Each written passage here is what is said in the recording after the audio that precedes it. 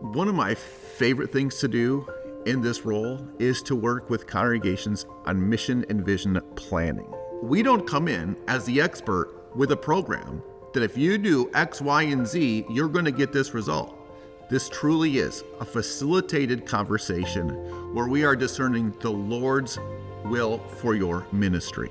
Being a faith-based organization, we're not looking at growth from the perspective of a typical corporate structure. We're working on growth from outreach and the impact we can have on a community and that family-centric, Christ-based approach.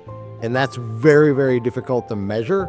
So when working with consultants, having somebody come in that gets it and understands that there's something about what you feel in your heart, in your head, when you're doing a faith-based mission that becomes successful in capturing that energy.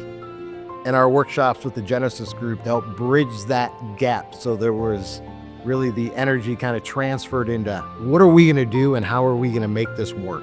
In our mission and vision planning process, we take a weekend.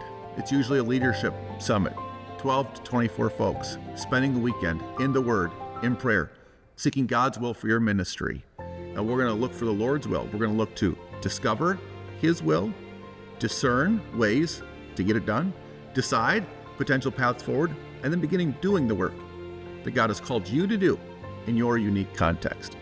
I think the visioning weekend was the turning point for us. It gave us a good rallying point with a scripture passage, with a very specific focus. It's more than just setting the vision. It's setting the vision with an understanding of what Christ and His church is all about. So I would encourage anybody who's going through this process, there's going to be a spot where it's going to be tough, kind of uphill climb and not enjoyable, but just stick with it because the Spirit is working through that to bring you to the place where He wants you to be to move your ministry forward.